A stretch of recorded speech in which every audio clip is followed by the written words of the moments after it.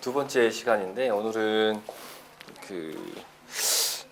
이제 밖으로 나가시고 찍으시는 거 많이 하시기 때문에 오늘은 이 과정 안에 도대체 인문학적 접근이 뭘까? 영상 제작에 있어서 인문학적 접근이 뭘까? 그래서 공간, 건축 혹은 사람에 대해서 이렇게 좀 잘 그려놓은 영상들을 좀 보면서 이야기를 나누고요. 먼저 영상 하나 볼게요.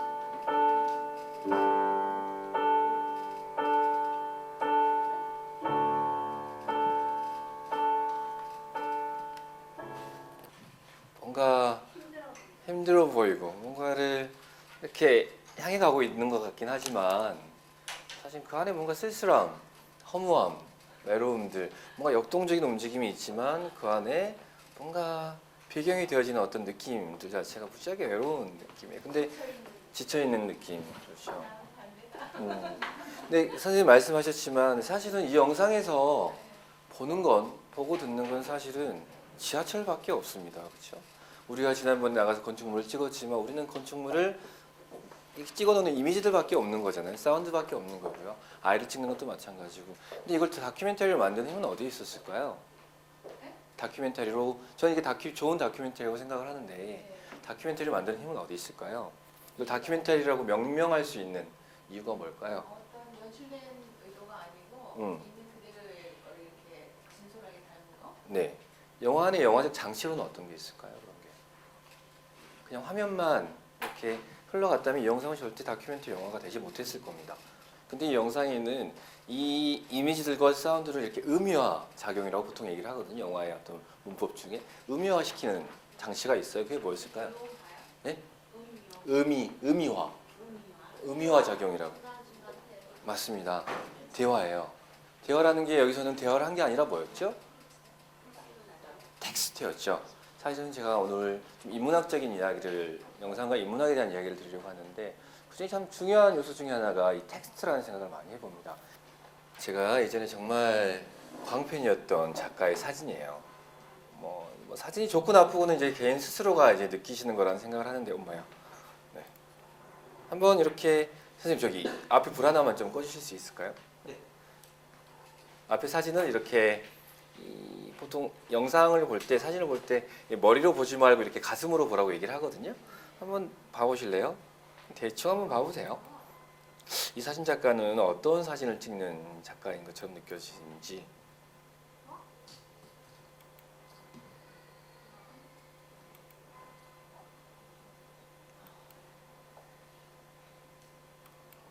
네, 툭툭 보여드릴게요.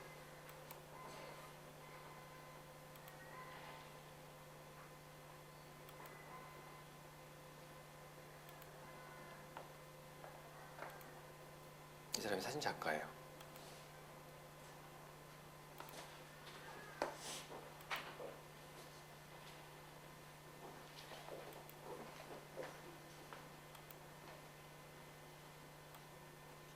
어떤 상황일까요? 이 사진은.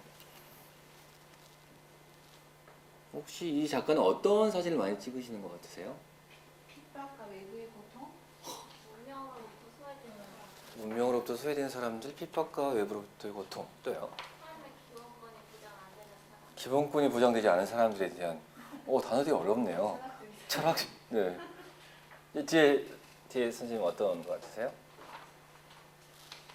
제일 뒤에. 네. 아니요. 선생님, 네. 전쟁에 대한 이야기. 저 앞에 쳐다보는 저 앞에는 뭐가 있을까요? 바위가 있을 것 같으세요? 배경이 되는 이 공간은 어떤 공간일까요? 탄광촌. 암벽. 네. 그러게요. 뭐가 있을까요, 도대체? 예술의 역사를 보면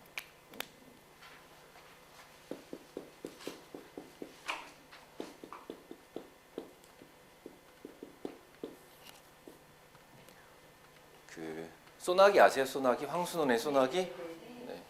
황순원 소나기에 나오는 남자 주인공은 어떤 모습일까요? 키가 클까요? 작을까요? 작을 것 같으세요? 머리는 어떨 것 같으세요? 까까머리. 옷은? 예? 교복 입었을 것 같아요. 기억이 안 나세요? 뭐가 기억이 안 나실까요? 모습이 기억이 안 나세요? 황순원은 우리에게 모습을 던져준 적이 없잖아요. 그렇죠? 네. 근데 그렇게 우리는 그걸 보면서 이미지를 생각하게 됩니다. 예를 들면 여자아이는 어떨까요? 이쁘게 생겼을까요? 섹시하게 생겼을까요? 순수하게 생겼을까요? 귀엽게 생겼을까요? 청순하게? 머리는요? 양갈래일까요? 생머리일까요? 갈래머리. 일골 생머리일까요? 옷은요? 분홍색 스웨터. 원피스, 투피스, 신발은 네? 흰 운동화. 네. 세라복. 네. 황순원이라는 사람 우리에게 글만 던져줬죠, 그렇죠? 제가 선생님들에게 글 한번 던져볼게요. 고향길을 한번 생각해 보세요. 고향길, 고향길, 내 고향길. 고향길 옆에 나무가 하나 서 있다고 치죠. 상상해 보세요. 시내가 하나 흐르고 있죠. 상상해 보세요. 저는 지금 텍스트 글만 던졌을 뿐인데 지금 선생님이 생각하는 것과 선생님이 생각하는 건 무지하게 다를 겁니다. 그렇죠? 게다가 선생님이 한 분이 생각하기에 제가 봤을 땐 최소한 5가지 이상의 이미지들을 상상하시게 돼요. 텍스트는 저에게 그냥 글만 던져줬을 뿐이지만 그 텍스트를 보고 우리는 자기가 경험해왔던 어떤 이미지들과 삶의 흔적들로 이 텍스트를 이미지로 상상할 수 있는 사운드도 상상을 합니다. 근데 잘 생각해보면 모든 창작물이라고 하는 건요,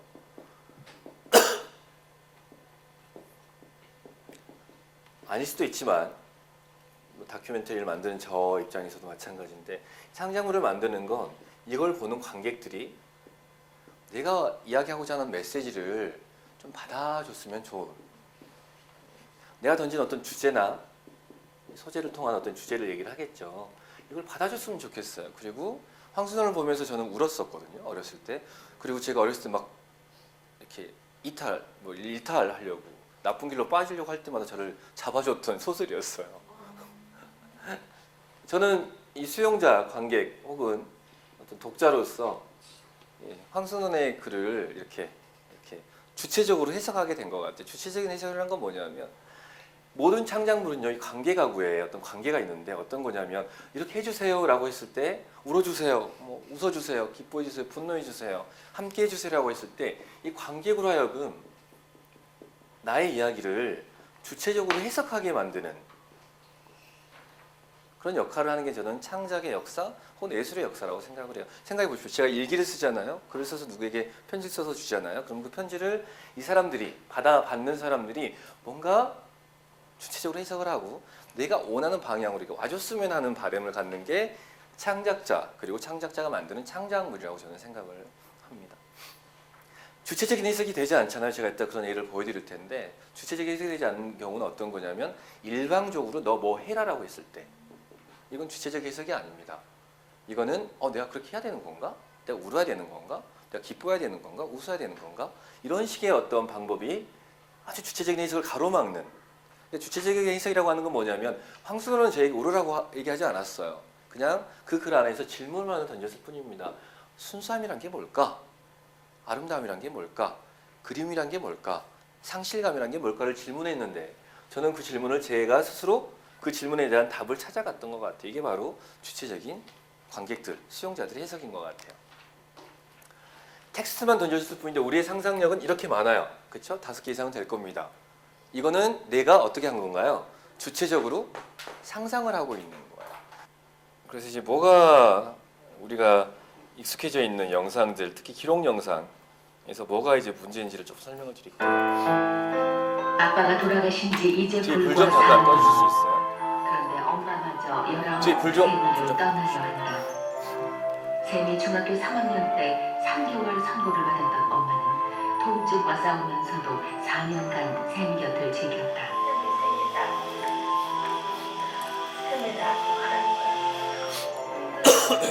세미 학교에 가보겠다던 약속을 한 달 저녁, 엄마의 상태가 급격히 나빠졌다. 그리고 다음 날 임종방으로 옮겨지는 엄마. 그 앞에서 세미가 무너지고 말다.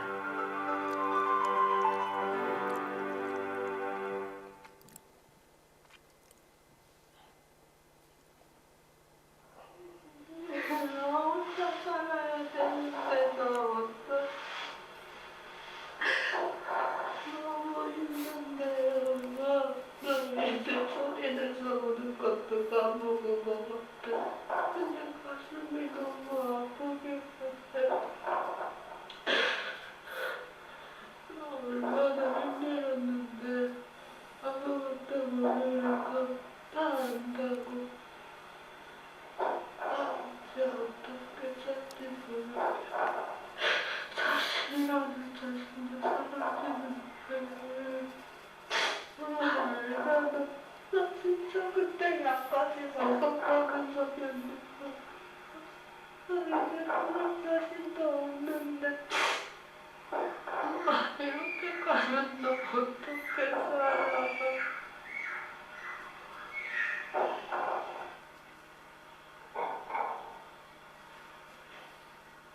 대답 없는 엄마에게 참고 참았던 말들을 자, 쏟아낸 툭툭 보여드릴게요. 엄마가 지나게 더 힘들게 만든다. 아직 엄마가 깨어날 거야. 엄마밖에 알아줄 사람이 없어서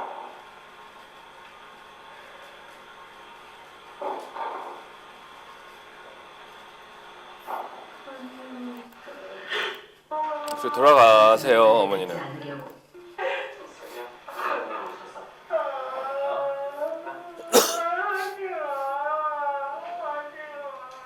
돌아가셨다는 의사의 마지막 말을 듣지 않으려고 귀를 막는 세미. 세미는 알고 있다. 의사의 말이 떨어지면 정말 엄마를 보내야 한다는 걸. 엄마 7시 20분에 돌아가셨어요?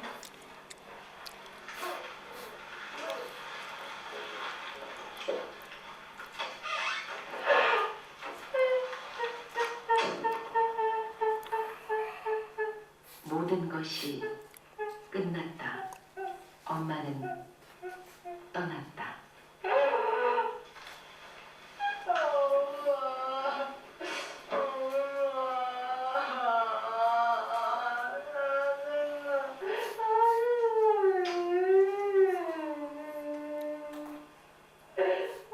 가지 말라고 엄마에게 매달려 애원해보지만 엄마는 대답이 없다.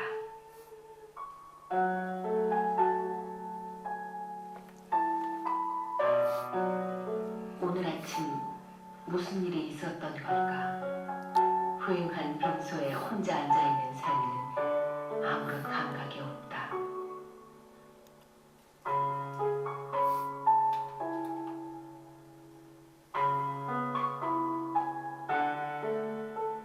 영정 사진 속의 엄마를 보면 엄마가 떠났다는 사실이 느껴진다.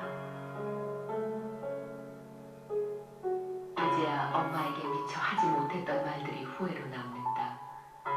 이쁘게 낳아줘서 고맙다고, 지금까지 키워줘서 감사하다고. 세미는 사진 속 엄마에게 못다한 말을 한다. 그 선생님들 만약에 주위에 저런 아픔이 있는 친구들이 있다면 어떻게 하시겠어요? 저렇게 찍으실 수 있으시겠어요? 내가 아는 사람이 이런 상황이다. 저는 찍을 수 있을 것 같은데 네. 제가 언제 그 중병 환자를 찍겠다고 하니까 조금 유명한 다큐 감독인데 그걸 끝까지 찍어낼 수 있겠어요? 그 사람이 네. 만약에 사망하면 찍겠어요? 당신이 그러더라고요. 네. 나는 괜찮은데 네. 일반적인 시각은 그런 것 같아요. 못 찍는다는 분들 없을 것 같아요. 저는 어차피 찍는 게 직업이기 때문에 저라면 저도 찍습니다. 예. 어떠시겠어요, 다른 분들은? 찍으실 수 있으시겠어요? 이 카메라 이렇게 워킹만 봐도 이 친구는 아마도 그 저 세밀한 친구 옆에서 좀 큰 힘이 되어준 것 같아요. 따뜻합니다, 카메라가요. 그럼에도 저는 이제 이런 영상을 드라마라고 보통 얘기를 해요. 그리고 사라져야 될, 아까 제가 말씀드렸던 어떤 대중예술의 이 전형적인 사례라고 보시면 됩니다. 일단 저라면 이 친구를 찍을 것 같긴 해요. 근데 어머님 앞에서 이렇게 뭔가 힘들어하는 아이의 모습을 저렇게 많은 컷으로, 많은 이야기로 담지는 못할 것 같아요. 너무 많이 슬플 것 같아서. 제가 인문학적 어떤 감성이라고 하는 건 이 영화가, 이 드라마는 정말 극단에 서 있는 영상 중에 하나인데 한번 보실래요? 방송은요, 그러니까 이 영상을 만든 친구가 어떤 크게 문제가 있다거나 그렇진 않습니다. 이 인간극장이라고 하는 이 프로그램 자체가 가진 어떤 시스템의 문제예요. 예를 들어서 그 방송은 3초의 미학이라고 얘기를 해요. 3초 동안 이 관객을 끌어들이지 못하면, 시청자들을 끌어들이지 못하면 채널을 돌리잖아요. 예, 3초 채널을 돌리게 되면 당연히 광고가 떨어지겠죠. 어찌됐건 방송은 이 광고료로 이렇게 살아남는 어떤 그 시스템이기 때문에 3초 동안 이 시청자들 잡아둔다는 건 뭐냐면 끊임없이 뭔가 감정을 던져야 되는 거예요. 감정을. 슬픈 감정, 기쁜 감정, 재밌는 거, 좀 의외의 반전들, 이런 게 그런 거예요.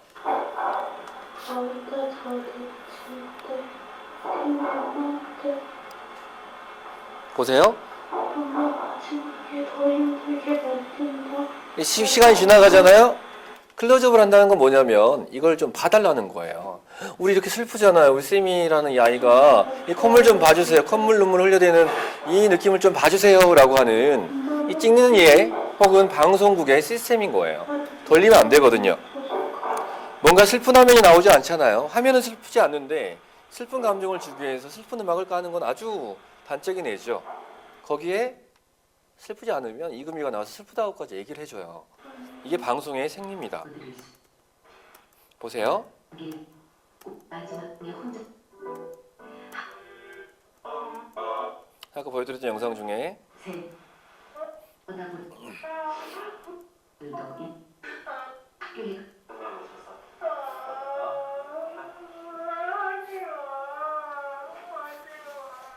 돌아가셨다는 의사의 마지막 말을 듣지 않으려고 그를 막는 샘이 그렇게 보이세요? 의사가 돌아가셨다는 이렇게 얘기를 이게 그 얘기를 안 들려 귀를 막고 있는 것처럼 보이세요? 어떠신가요? 제가 보기에는 슬퍼서 지금 이 고통스러운 어떤 이 몸짓의 하나예요. 근데 왜 저런 저질 나레이션을 넣었을까요? 샘이는 알고 있다. 의사의 말이 떨어지면 정말 엄마를 보내야 한다는 걸. 엄마 7시 20분에 돌아오셨어요? 이 드라마를 연출하기 위해서 그런 저질 나레이션을 쓰는 겁니다. 강제로 쓰는 거죠. 연속된 동작도 아니에요. 방금 전 화면과 이 화면은 고통스러운 아이에다가 이 이야기를 어떻게든 자극적이고 선정적으로 들리게 하기 위해서 이런 나레이션과 이런 그 화면 구성을 하는 거예요. 슬프지 않은 건 아닙니다. 슬프잖아요. 그렇죠? 근데 그 슬픔을 극대화시키려고 하는, 그러니까 말씀드렸지만 이런 대중예술들, 예를 들어 일방적으로 감정을 전달하는 거죠.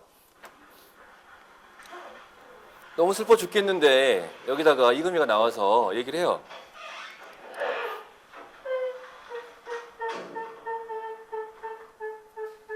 모든 것이 끝났다. 다 알고 있잖아요, 이 사실은. 그렇죠? 근데 저 순간의 어떤 감정들을 극대화하기 위해서 이런 나레이션을 쓰는 겁니다. 시청자들에게요. 엄마는 떠났다. 다 알고 있는 사실이죠. 물론 영화적으로도 그렇게 강조하는 경우는 있긴 합니다.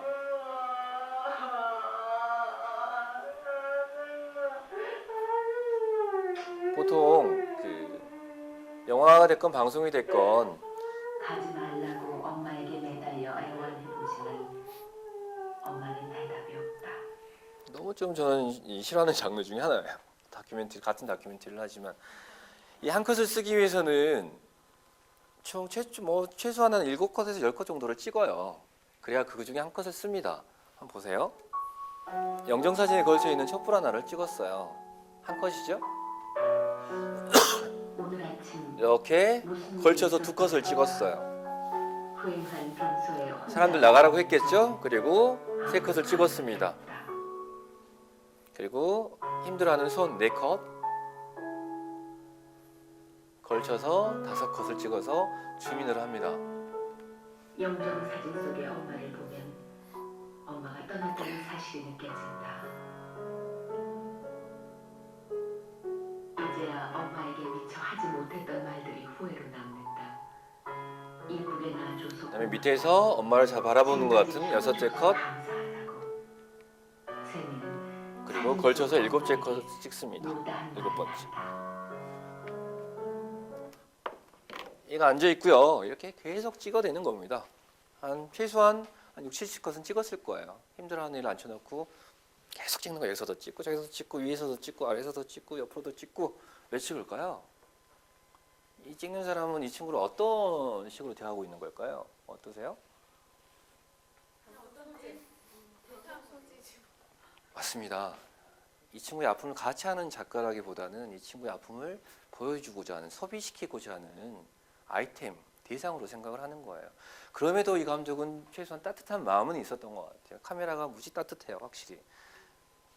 방송이라 어쩔 수가 없습니다. 이 안에 들어가, 시스템에 들어가 있으면 끊임없이 이윤을 남기고 시청자를 잡아둬야 되기 때문에 계속해서 이런 식으로 이미지와 이야기들을 만들어내는 겁니다. 근데 생각해 보십시오. 이런 거 한번 보여드릴까요?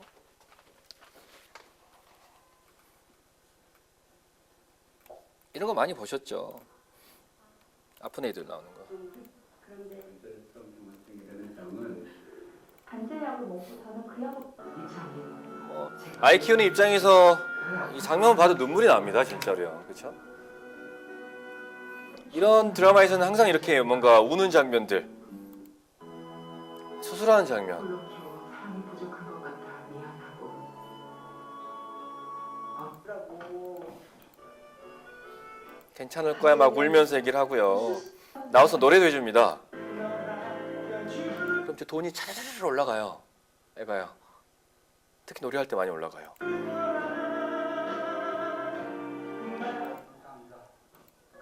또 예전에는 더 심했어요. 예전에는 뭐 그 장애인 애들 손 굽어 있는 거 이런 거 클로즈업해서 찍고 막 강조해서 보라는 거죠. 봐야 된다는 겁니다. 그런 거를.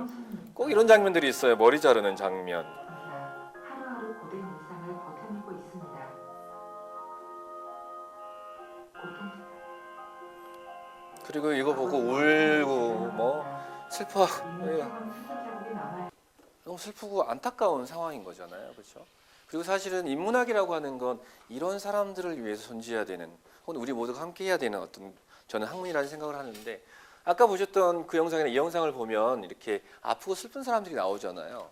그럼 어떤 감정이 드는지 한번 화학작용을 해볼까요? 일단 슬퍼요. 아파요. 그 다음에 무슨 생각을 할까요? 도와줘야지. 그 다음에는요? 돈을 냅니다. 진짜로요. 1,000원. 여기까지라고 보죠. 그럼 좋은 거 아닌가요? 최소한 약자들이 힘든 사람들이 돈을 이렇게 지원을 받을 수 있다면. 근데 슬퍼 아파하기 전에 어떤 생각하는 줄 아세요?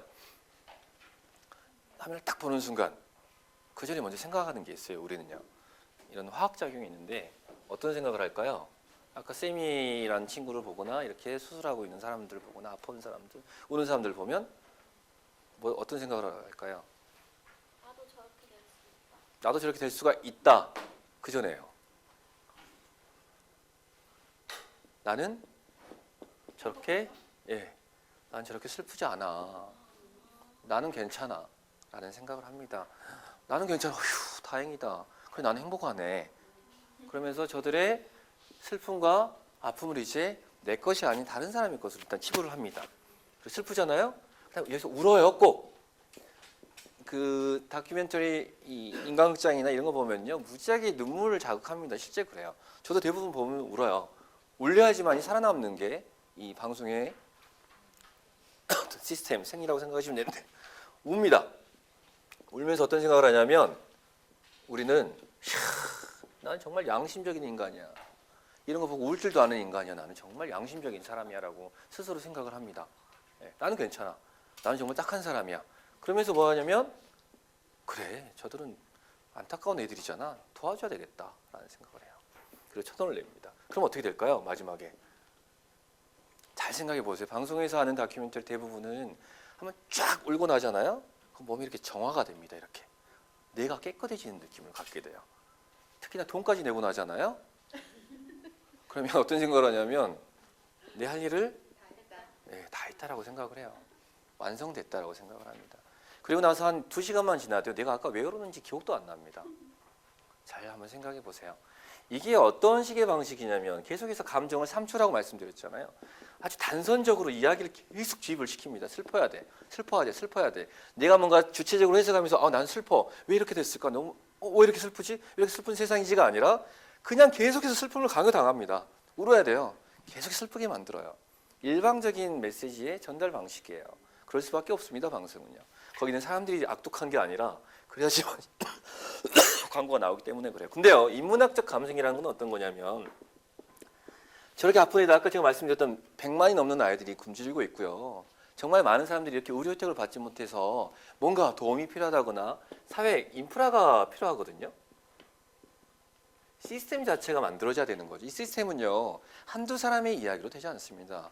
모든 사람들이 함께 같이 했을 때 입법이 될 수 있는 거고 입법이 돼야 법이 만들어지고요. 이들을 위한 최소한의 복지 제도가 만들어지는데 이런 드라마는 어떤가요? 1,000원 딱 내고 나면 내 할 일을 다 한 거예요. 이 사람들은 절대로 여기에 움직이지 않습니다.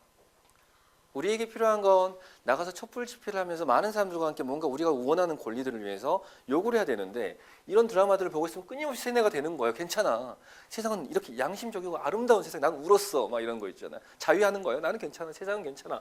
세상은 그렇지 않거든요. 괜찮지 않아요. 이런 세상에 살고 있는데 저런 대중예술들은 끊임없이 우리를 괜찮은 희망적인 어떤 이 무슨 희망의 씨앗이 있는 것처럼 이런 걸 저는 값싼 희망이라고 생각을 하는데 희망이라고 하는 거는 뭔가 극단적인 절망이 가능할 때 정말 절망을 해봐야 그 절망을 딛고 일어나서 그래도 사람은 살고 있는데 그래도 사람은 사람답게 살아야 되는데 라고 하는 김기덕이 그런 이야기를 많이 합니다. 정말 절망으로 사람을 깔아내려요.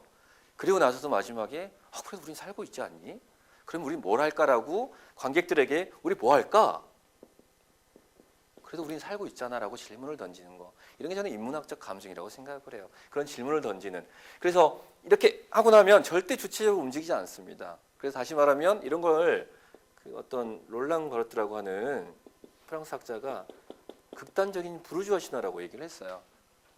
이런 식으로 사람들을 더 이상 움직이지 못하게 하는 역할을 하는 대중예술에 대한 어떤 비판을 하면서 근데 잘 생각해 보십시오. 정말 그렇습니다. 저도 이 책을 읽었을 때 정말 깜짝 놀랐어요. 이런 드라마에 너무나 내가 빠져 있는 듯한 그리고 이 드라마가 뭔가 사회를 구시할 것 같은 듯한 느낌 이런 것들을 많이 가졌었던 것 같아요. 절대 그렇지 않습니다. 제가 뭐 냉혈한이어서 저런 드라마를 싫어한다는 게 아니라 저 아이가 나오는 거나 이 상황 자체가 그렇다는 게 아니라 영상을 최소한 기록 영상을 만드는 사람이라고 한다면 이런 부분에 이해가 저는 필요하다라고 봐요. 내가 이제 뭔가를 기록한다라고 했을 때 저는 가장 먼저 중요하게 생각하는 게 가장 먼저 중요한 건 특히 기록 영상에서는 나는 그 사실들과 그 이야기들을 기록할 준비가 되어 있는 사람인지 이게 중요하다고 봐요. 소재가 섹시하고 선정적이고 뭔가 자극적인 이런 거 말고요. 내가 그들의 삶을 배울 준비가 되어 있는 사람, 그들의 삶을 이렇게 배워서 기록하고 다른 사람에게 그걸 전달할 수 있는 능력을 가진 사람 이해해야 된다라고 저는 개인적으로 생각을 합니다. 그게 기록 영상의 저는 그 자격이라고 생각을 해요. 한번 봐보실래요? 이 사진.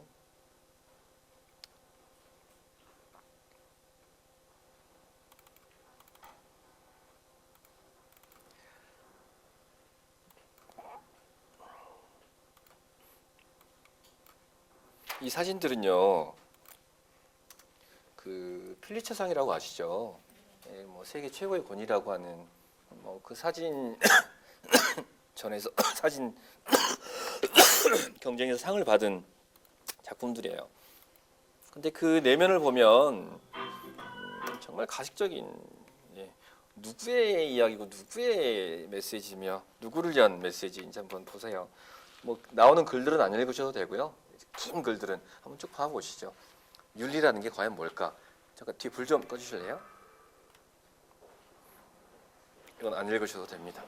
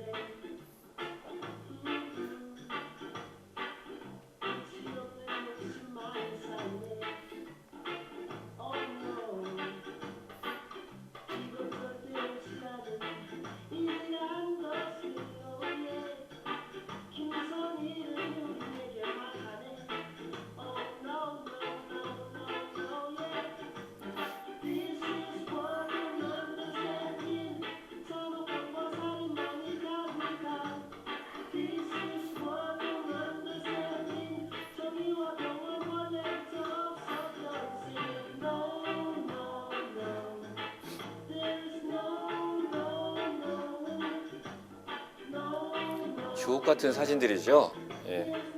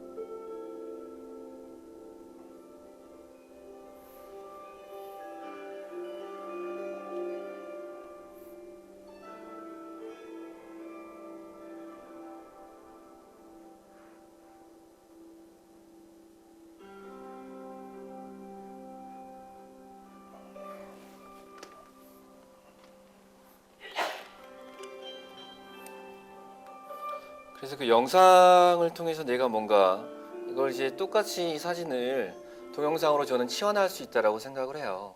그래서 영상을 찍는다라고 하는 거, 기록 영상을 찍는다라고 하는 것 중에 가장 중요한 것은 그래서 찍고자 하는 내가 그 대상에 대한 충분한 이해와 배려가 있는지, 혹은 예를 들어 건축물을 찍거나 아니면 공간을 찍거나 어떤 시간을 찍든 간에 그 시간 안에 나는 이 사람들을 위한, 사람들을 배려한 건축 공간인지 시간인지 혹은 동선인지 여러 가지 어떤 구성 요소들, 그 안에 진료가 되는 것들에 대해서 충분히 사전 조사하고 그게 정말 사람인 건지 아니면 그 밖에 무엇이 있는지를 정말 성찰하는 시간이 필요하다고 생각을 합니다. 그리고 그 준비가 되었을 때 그때서야 저는 카메라를 들 수 있다고 생각을 해요. 그래서 저 같은 경우는 다큐멘터리 한 편을 찍을 때, 기록 영상을 찍을 때 말씀드리는 것 같은데 한 1년 정도는 카메라 없이 가요. 그 찍고자 하는 대상들과 함께 가서 그 사람들이 내가 카메라를 들고 있는 것과 그냥 있는 걸 정말 똑같이 생각할 때쯤 해서 영상을 찍고, 또 하나는 그들과 함께 만들어간 영화를 해야 된다고 개인적으로는 생각을 합니다. 물론 내가 반대하고 이렇게 막 추격해야 되는 영상들은 당연히 그런 돌직구가 필요하겠지만 대부분의 다큐멘터리 영화, 기록 영상에서는 어찌됐건 내가 어떤 이야기를 하건 사람의 얘기를 하건 사건에 대한 얘기를 하건 아니면 건축물처럼 공간을 얘기를 하건 여행에 대한 얘기를 하건 먼저 내가 지금 그걸 찍을 준비가 되어 있고 충분히 자격이 있는지에 대해서 많이 생각하시면 좋을 것 같아요. 그리고 그 다음이 중요한 게 스토리텔러가 되셔야 됩니다. 아까 그 사진 그 영상도 보여드렸지만 내가 사진을 찍고 기록하고 만약 돌잔치나 환갑잔치를 찍는다고 치죠. 그거는 기록물이에요. 기록 영상이라고 하는 거, 기록 영화라고 하는 건 그 안에 내가 어떤 맥락의 의미 부여를 할 것인지 어떤 이야기를 만들어 갈 것인지 거기에 대한 치밀한 저는 준비가 필요하다고 봅니다. 그래서 처음에 보여드렸던 그 지하철의 이야기들이 지하철 화면들이 그냥 기록해 놓는 지하철 화면들이 아니라 내부 이야기가 아니라 지금 현재를 살아가는 사람들의 느낌 혹은 이 분위기, 이 호흡, 공기에 대한 어떤 전 뛰어난 성취라고 생각을 하거든요. 그거는 그 안에 그런 고민들, 감독의 고민들, 텍스트들이 있었기 때문에 가능했다라고 생각을 합니다. 저는 어떤 글이 됐건, 어떤 영상이 됐건, 어떤 사진이 됐건, 기록물이 됐건 그 기록물이 사람들을 바꿀 수 있다고 생각하지 않아요. 물론 바뀐다고 생각하는 수용자들이 있긴 하겠죠. 하지만 저는 그건 본질은 아닌 것 같습니다. 중요한 건 바뀔 수 있는 가능성을 던져주는 것 자체가 기록과 혹은 기록의 의미라는 생각을 많이 합니다. 그래서 내가 뭔가를 창작한다고 했을 때, 만든다고 했을 때 나의 이 기록이 저는 작은 질문이 될 수 있다면 저는 그건 최고의 영상이라는 생각을 해요. 혹은 최고의 사진이라는 생각을 합니다. 너무 과한 욕심을 부리지도 않고 정말 내가 고민하는 것들, 내가 질문하고 싶었던 것들을 내가 받아들일 철학과 어떤 내 태도가 준비가 되어 있다면 그거를 다른 사람에게 내가 질문하는 것들을 질문으로 던질 수 있는 태도, 그 자세가 바로 기록 영상을 하는 사람들의 가장 중요한 어떤 태도가 아닐까, 자세가 아닐까 그런 생각을 해봐요. 그런 면에서 보면 이 영상 같은 경우는 정말 저는 거대한 질문이라고 생각을 하거든요. 병영 사회가 되어버린 혹은 감시 사회가 되어버린 프랑스라고 하는 당시의 국가, 지금도 물론 마찬가지죠. 지금도 똑같이 적용될 수 있는 저는 말이라고 생각을 해요. 그 얘기를 정말 담담하게, 아마 이분 몽땅일 거예요, 이 사람이.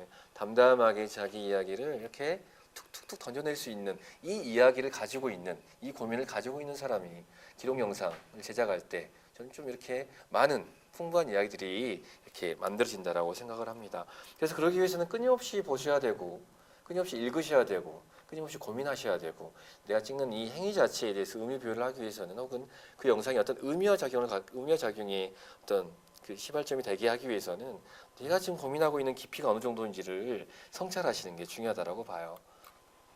그리고 이제 하나 보여드릴 게 최근작이죠. 특히 이제 선생님들이 앞으로 계속 지켜볼 이 동네 이야기인데요. 안성숙 선생님 뒤에 계신 선생님이 만드신 영상입니다. 제가 지금 안 선생님 거 예전 영상을 보면서 느꼈던 감정은 부작위 비판이 이렇게 평가가 좀 이렇게 할 수 없는 영상의 영역이에요. 정말 그 자기 어떤 자의식 혹은 이 공간을 바라보는 자기 이야기를 자기만의 방식으로 표현하는 영상들인데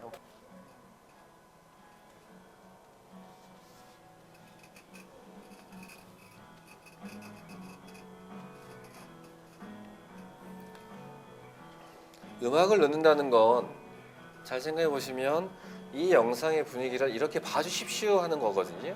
이게 아마도 안 선생님의 그 이 공간을 혹은 이 사진들을 바라보는 마음의 어떤 소리일 거라고 저는 생각을 해요. 이 음악 자체가요.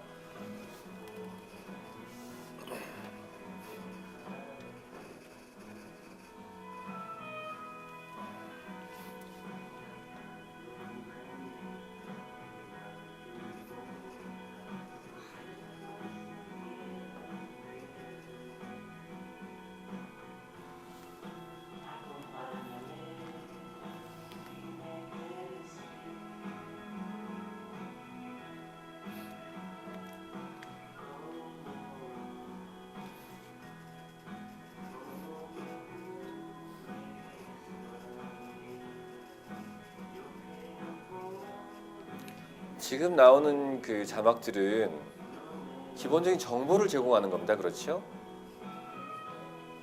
만약 저 정보가 없다면 아마 사진은 그냥 어딘지 모를 어떤 공간에 대한 단순한 나열이었을 거예요. 이런 정보를 제공하는 것도 저는 큰 책임이라고 개인적으로는 생각을 합니다.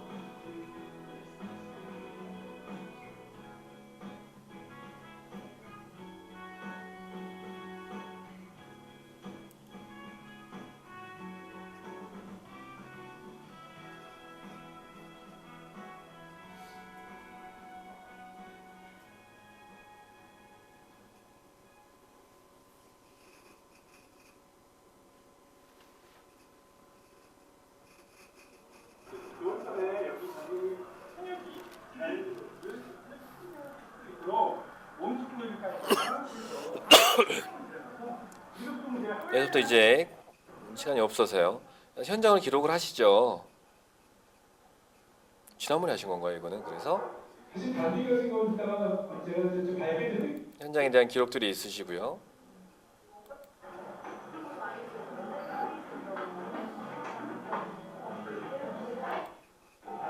기록 영상으로 열심히 찍는 건 정말 중요한 저는 태도라고 생각을 해요. 특히 뭔가를 기록할 때는 준비가 되어 있다고 한다면 이 상황들을 현장에서 열심히 찍어야 되는 것도 필요하고요.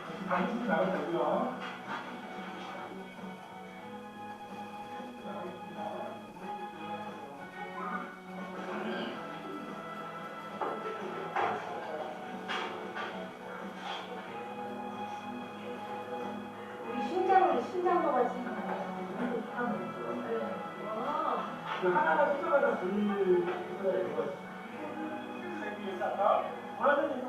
그리고 이제 중간중간에 선생님이 이제 써놓는 글들이 있습니다. 이 공간에 대한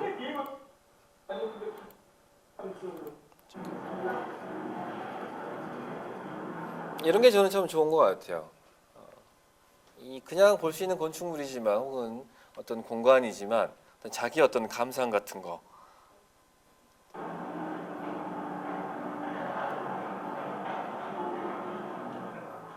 그리고 예전 영상을 보면 사실은 안쌤의 그 좀 이 정말 신선한 그 어떤 행위예술과 어떤 공간에 대한 얘기를 보여주시는데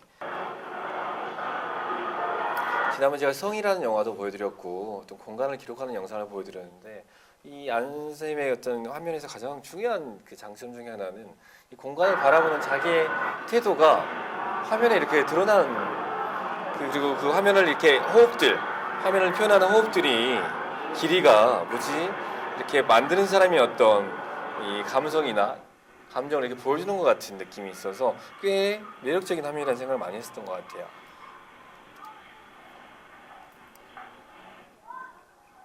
그렇죠. 이렇게 건축 화면에서 이렇게 나비 화면으로 그리고 거기에 자기의 생각을 표현한다라는 거 음악 쭉 빠지고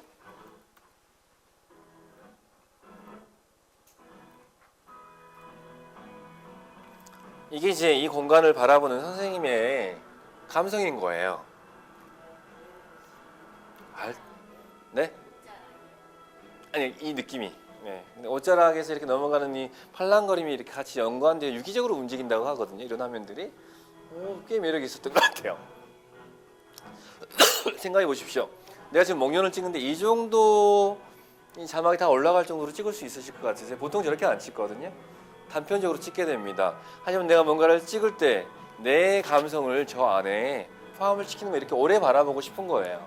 이런 느낌들이 저는 참 작가적인 감성이다라는 생각을 많이 했었던 것 같아요. 초점도 나갔다가 다시 들어왔다가 그렇죠? 쭉 들어오죠 초점이. 이런 게 저는 좋은 감성이라는 생각을 많이 해요. 그래서 뭔가를 표현하고자 할 때, 이야기하고자 할 때는 내가 준비가 되어 있는가, 그렇다면 준비가 되어 있다고 한다면 그 준비된 마음으로 이 이야기들, 구성, 진료가 되는 것들, 오브제들을 어떻게 기록할 것인가를 이제 결정하시고 쭉 찍어 나가시면 될 것 같아요. 저랑은 사실은 그 제작을 하시는 게 가장 좋은 제 장점이기 때문에 제작한 사람으로서 이번 수업은 어떻게 약간 이로운 수업이 돼버렸네요. 제가 가장 좋아하는 부분이에요. 음악 끝나고 바람 소리로만 이렇게 올라가는 이 느낌이 작가스럽다라는 생각을 많이 했었던 것 같아요. 현장 소리, 현재 이야기죠. 음악은 뭔가 인위적인 어떤 그 인공적인 모습이라고 한다면 그래서 앞으로 무엇을 하시던 어떤 창작물을 기획하시고 만드시건 아니면 집에서 아이들과 이야기할 때도 마찬가지입니다. 아이들과 함께 살아가면서 육아를 하면서 혹은 밥을 하면서 남편과 대화를 하면서 아니면 사진을 찍으면서 누군가와 어떤 부대낌 속에서 저는 이 인문학적 감성이라고 하는 건 내가 어떻게 살아야 될까 혹은 이게 확장이 돼서 우리는 어떻게 살아야 될까 그렇다면 세상은 나는 어떻게 바라보고 세상이 어떻게 변해가는데 나는 기여할 수 있을까 혹은 우리는 어떻게 기여할 수 있을까 이런 고민들을 하시다 보면 어느 순간 작가가 되어 있는 혹은 인문학자가 되어 있는 혹은 훌륭한 기록 영상 감독이 되어 있는 아마 선생님들을 발견하게 되지 않을까 그런 생각을 해봅니다. 긴 시간 너무 수고하셨고요. 뭐 못다한 이야기는 혹은 궁금한 이야기는 저한테 언제든 물음을 주시면 제가 아는 한 최대한 알려드리도록 노력하겠습니다. 수고들 하셨습니다. 네.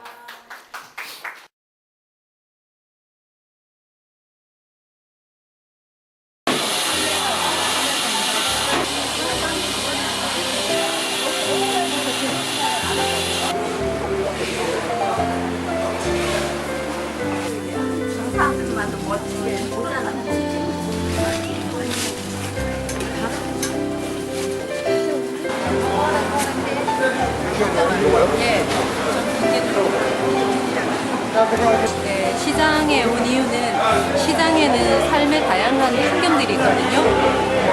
과일로부터 해서 수산물, 그다음에 또 우리 일상용품, 또 그거를 판매하는 사람들의 목소리, 또 음식을 만드는 냄새, 또 이것을 사고 파는 사람들의 긍정하는 모습 그런 것들이 있는데요.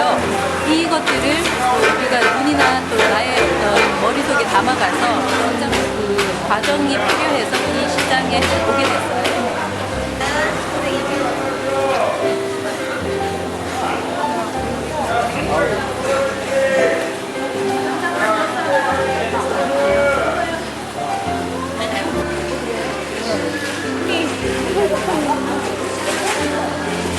잘생겼다고 한번 찍어준다고 그때 다큐멘터리 강의했을 때는요, 우리가 카메라의 대상을 어떻게 담을까 그거를 배웠거든요.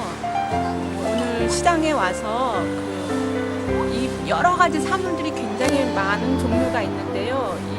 이런 사물들 중에서 내가 나에게 흥미를 불러일으킨 것들을 찾아냈어요. 근데 그런 대상들이 나한테 이야기하고 있는 거, 또 내가 그 대상에서 느껴지는 마음들, 이런 거를 탐구해가는 과정이 곧 다큐멘터리 주제 발견? 주제라고 하셨거든요. 그래서 저는 어떤 거에 관심이 있나 생각해 봤더니 시장에서 아무래도 저는 살아있는 생물들에 되게 관심이 가져졌어요.